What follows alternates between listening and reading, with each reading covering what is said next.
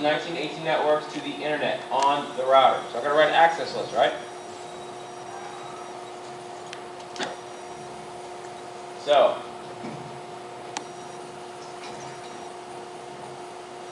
block any routing for RFC 19 networks to the internet. So that would be destination based. So there's several ways I can do this. I'm going to go ahead and do a named access list.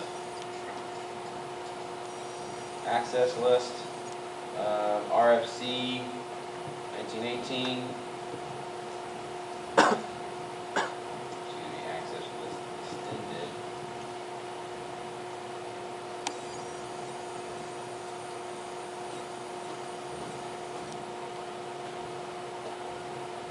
Okay.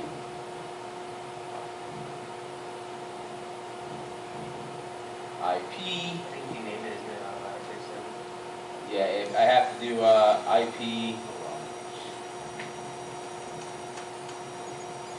IP access dash list extended RFC 1918. Okay, that names it, and now I can do the permit or deny statements. So I'm going to deny first, permit later. So deny, let's start the first one, 10.0.0.0, 0.0.0.255, 0.255.255.255, wildcard path. Any. I'm sorry, that would be, got that backwards, my bad. Any. So at source is any address. Destination is 10.0.0.0, 0.255.255.255.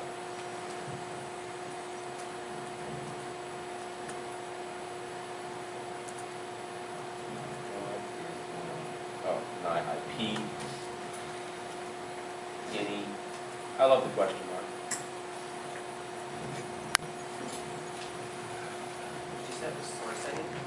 Huh? Does it have a source any? Yeah.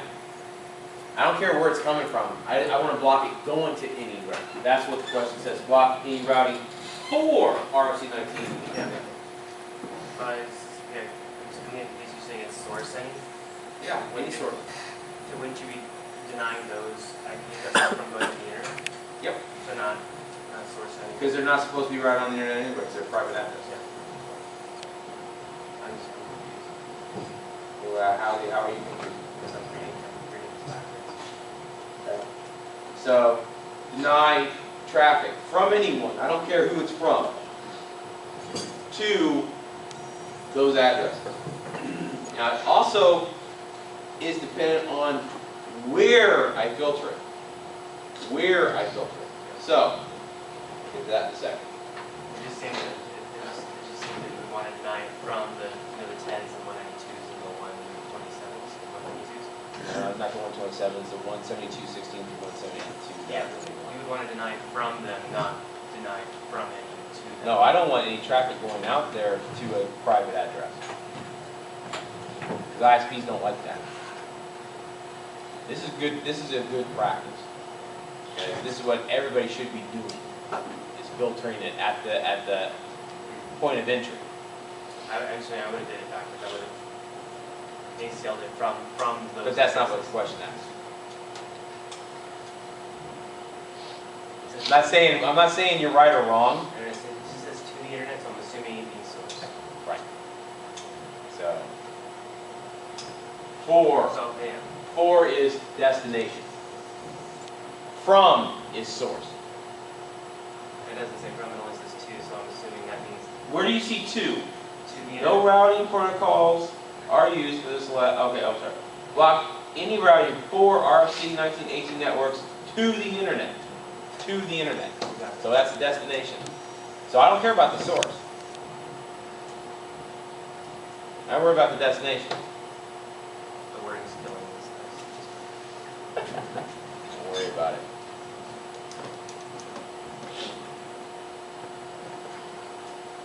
deny IP any 172.16.0.0.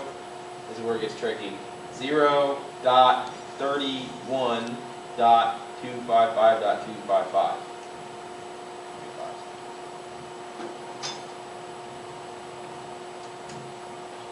And then deny IP any 192.168.0.0. 0.0.255.255. That's class 16. Class B.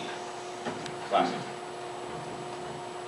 Alright, now I need to apply this. Do a quick show run here. Yep, passed it.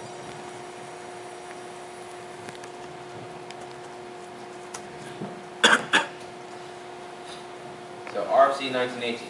Now I need to apply this. So on my router, look at my router, where do I want to apply this thing? Which interface? Which interface? 0, 2. Right. 00 inbound or outbound? Outbound. Outbound.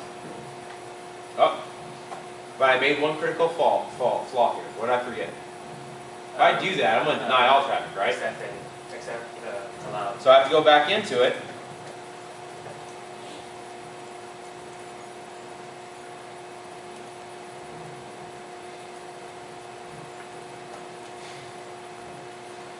And then do a permit.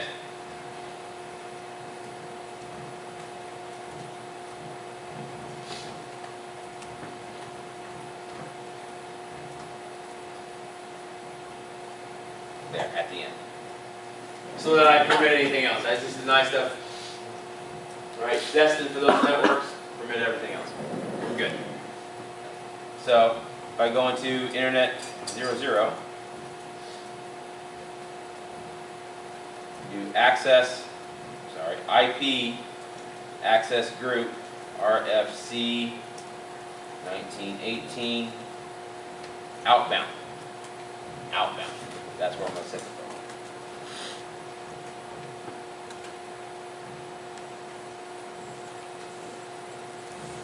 Done. So I'm already 30 points up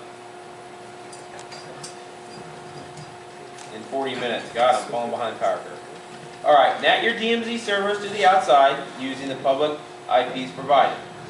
Okay? This is what I was talking about from a standpoint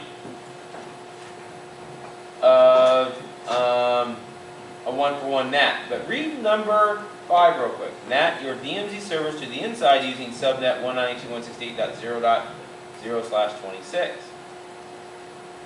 Okay? Here's where it gets tricky. Here's where we have to understand what is IP'd where.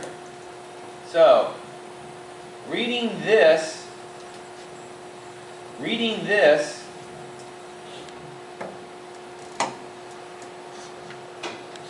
I now understand that the DMZ, although it says this here, that's the public space, these guys are going to be privately IP'd. Privately IP'd. With this space. So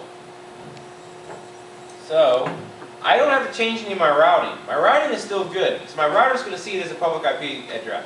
Don't have to change anything on my router. But it's a little tricky because I now have to go back into those NAT statements that I did. This is why it's good to read through the entire lab instead of going one step at a time. I will trick you this way. So if I go back into the firewall and do a show run, look at what I did with my NAT here. Okay, so this is still good because this is going to recognize the 10 net, so I don't have to change that. That one's fine. But what I did do is I was assuming that the 134 network was going to be the actual addresses, the physical addressing of those servers, but it's not, because in number 4 I'm basically saying it's going to be the 192.168 network that's the physical hard-coded address. So I got to translate the 134 in static NAT statements. So in making this mistake, no big deal. I need to take that static statement out.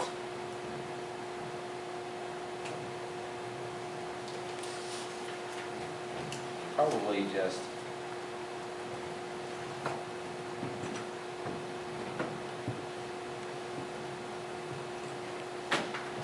yeah. I use up arrow. Go to the beginning, hit no, take it out. So I basically took that NAT statement out. So what I can do here instead is this is still fine, but it's going to change from the 134 network to the 192 network.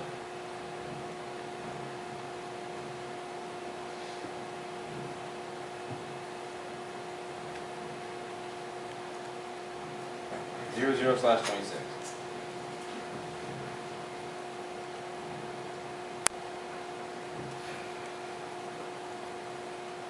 Net mask stays the same. Okay, so I made that little mistake. I made an assumption, but as I go through the lab, I say, oh, that's different. That's where that would change.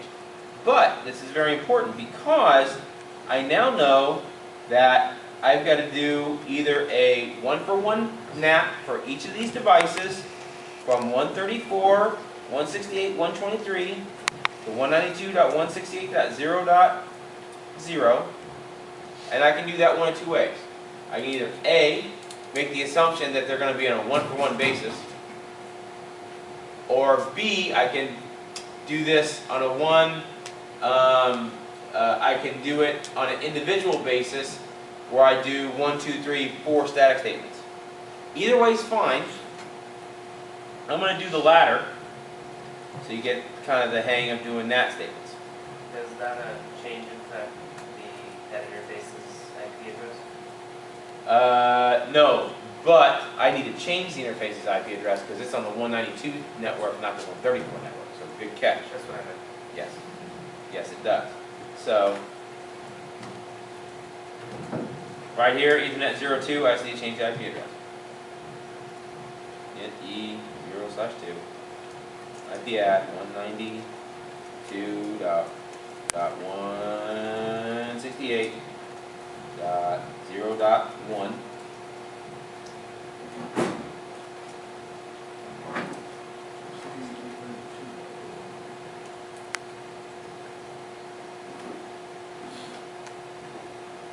Thank you.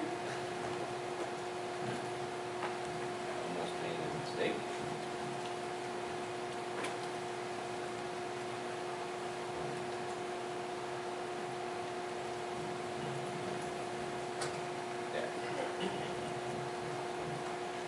Check real quick.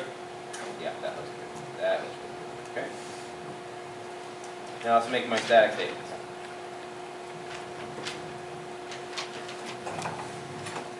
Static.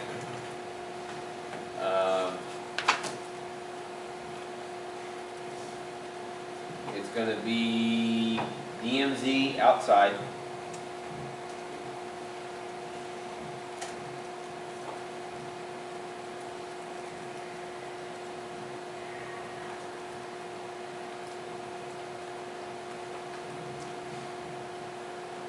Hold on a second. I'm getting confused.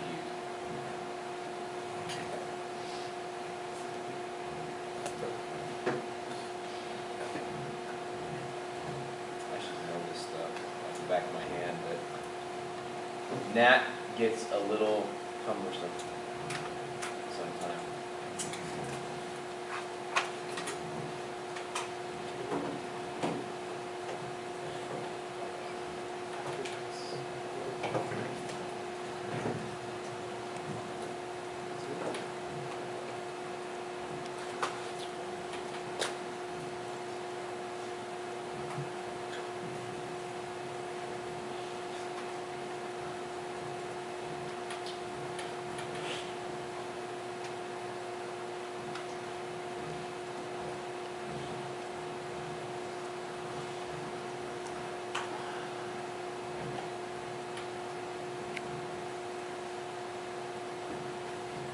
be DMZ outside.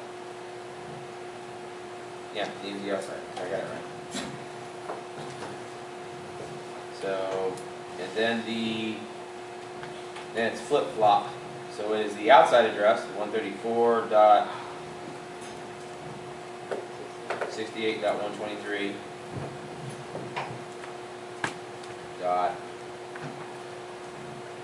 We're going to start with 13, the World Wide Web server.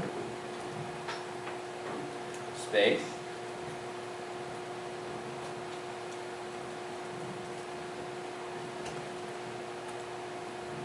The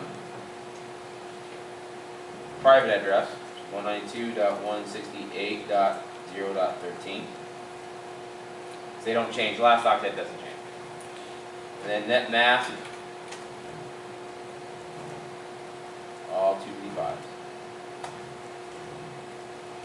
Now, quickly do the next three, 25, 21, 53.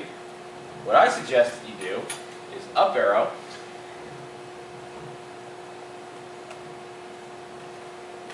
and just change the last octet. So 21, 25, 53. 21.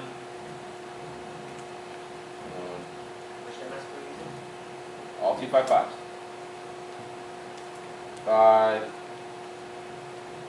5, and 53.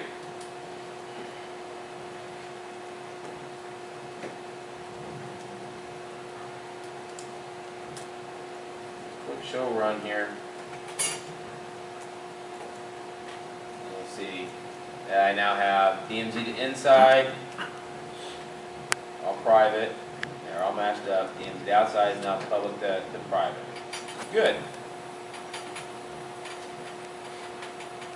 Back to the lab. So number 4 is done. Number 5 is done. Number 6, create an overload port address translation tied to your firewall 1's outside interface and allow the workstation subnet and both AP radio subnets to use it. Well, do I have an AP radio subnet in here anywhere?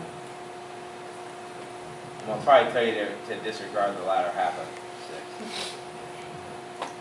I don't know where I got that. That must have not copied over. So, one thing I needed to do is just the 10 net. So let's do that real fast. This is why I like firewalls, because PAD is so easy to set up. So to set up port address translation, you have 2 commands. You have the global command and you have the NAT command. Okay?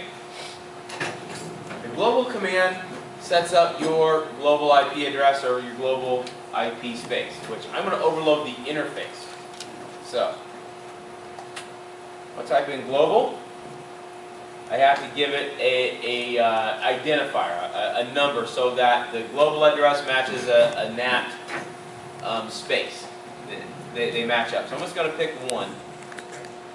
And then,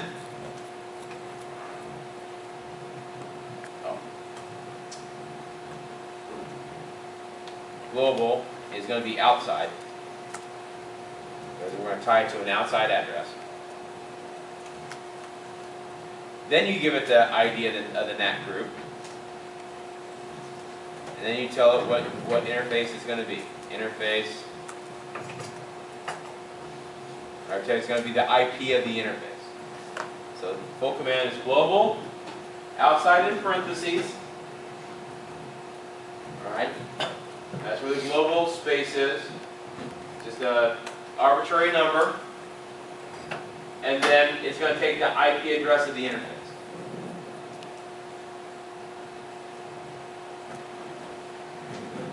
Okay? Then you use the command NAT, and this time you tie that to the inside interface.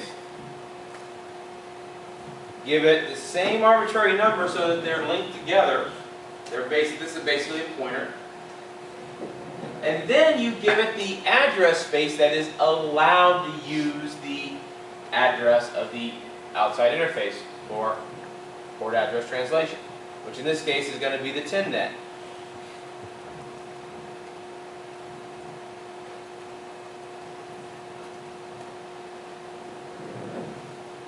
that's 2 commands.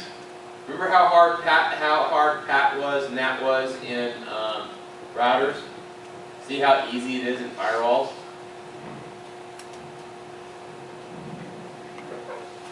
So number 6 is done. I think number 6 is done. 5 is done.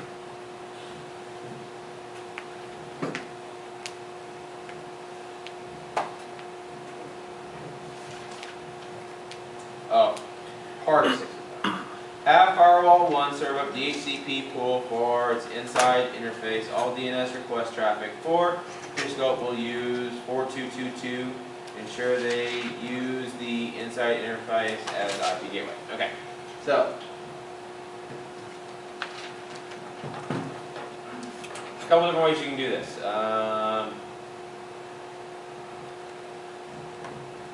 DHCPD is probably the easiest one to use. Address, which is going to be the address pool. So IP1 to IP whatever. So this will be 10.0.0. I'd probably use the upper half of it.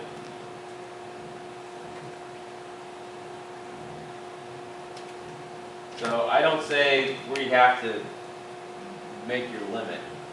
I know I have .10 here for an 80 ACS server. .1 is going to be my address pool. So I'm just going to take the upper half of the class C, and I can always change it later. So I'm going to make it 128 to 10.0.0.254.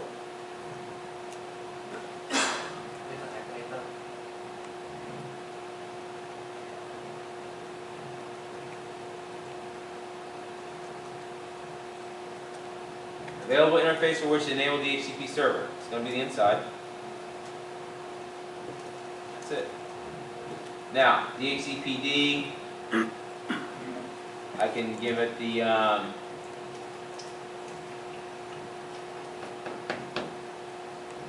option to pass DHCP clients after this keyword. Option. I think the option code for the default router is 3. You can look that up on the internet. And then the IP address, which is going to be 10.0.0.1.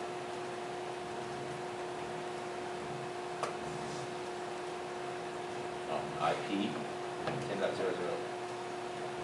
That's it. DHCPD. I think there's a domain, configure DNS domain name. DNS, configure the IP address to the DNS. So DNS. And then 4.2.2.2. Done. That completes number 7. Excuse me, number 6. Or you use option 3. Yeah. That's tied to the interface, because that's just for the whole router. Yeah, that's just going to broadcast it out as this is your default gateway. It doesn't tie to an interface. It's already going out the correct interface that we set for the network. Okay. Number 7. Set a username and password on the firewall and router. It's easy. Have your router and firewall logged to 10.0.0.10. Okay. So let's do that on the router first. Now, what's the first thing I have to do here?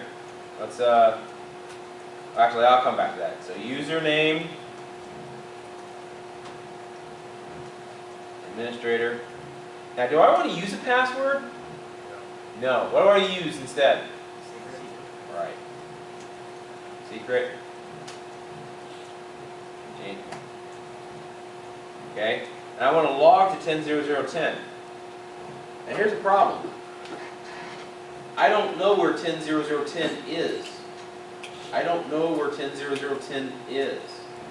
So I've got to make a specific route for 10.0.0.10. And only 10.0.0.10. This is why it's very important that that access list that I made earlier was on the outside interface. It's on the outside interface. This will still work, but I need to make a specific route because I don't have a route to the 10 network. I don't want to route just my entire 10 network to the firewall.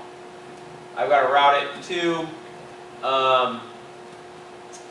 the specific IP address. So, make an IP route, 10.00.10, full subnet mask just for that single host to the firewall interface, which is 204.184.21.30. Okay, so that does that on R1. Okay, we're all set there. Now let's fix this up on the ASA. So a couple things we got to do here. First off, let's make sure that that route goes through to 10.00.10. In order for that to happen, I've got to make another static NAT statement. Another static NAT statement, because I have the 10.00.10 natted to the DMZ, but I don't have it natted from the inside to the outside. So, do a quick static NAT, static, inside, comma, outside, 10.00.10, 10.00.10, net mask, 255.255.255.255. That will allow that traffic to pass in both directions. Okay? Both directions. It also tells me that I'm going from an untrusted interface into an internal trusted interface. So now I've got to put a inbound access list on the outside interface of my firewall. I'm going to have to do this anyway for the DMZ, because that logging traffic is going to try to traverse the firewall. So, I'm going to start my access list, my named access list on my ASA. Access list, IP,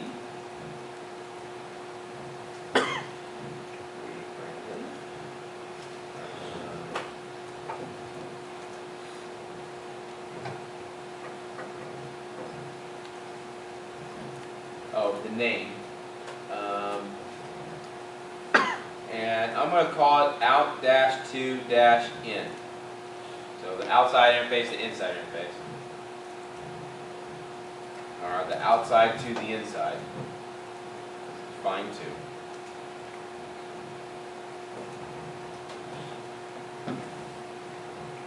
It's going to be extended. Permit. So my source IP address where this logging information is coming from. Anybody want to guess what that is? 29 interface. Oh wait. No, you're right. 204.184.21.29. So host is going to be a specific IP. 204.184.21.29. So that's the IP address of R1.